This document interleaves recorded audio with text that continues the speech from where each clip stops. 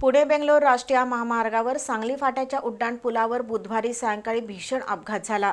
एका अज्ञात वाहनानं मालवाहतूक रिक्षाला जोराची धडक दिली।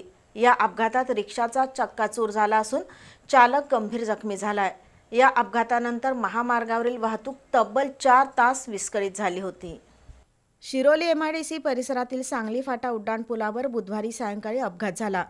गोकुळ शिरगाव औद्योगिक वसाहतीमधील एका कंपनीतून कास्टिंग घेऊन एक मालवाहतूक रिक्षा शिरोलीच्या दिशेनं जात होती। सांगली फाटा उड्डाणपुलावर रिक्षा आली असता पाठीमागून येणाऱ्या एका अज्ञात वाहनानं रिक्षाला जोराची धडक दिली। या अपघातात महामार्गावर पलटी होऊन रिक्षाचा चक्काचूर झाला, तर रिक्षाचालक गंभीर जखमी झाला। अपघातानंतर राष्ट्रीय महामार्गावरील वाहतूक सुमारे 4 तास विस्कळीत झाली होती।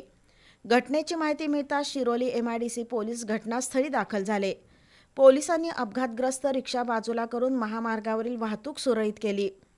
भरधाव वेगानं वाहन चालवून अपघाताला कारणीभूत ठरलेल्या त्या अज्ञात वाहनाचा पोलीस शोध घेत आहेत।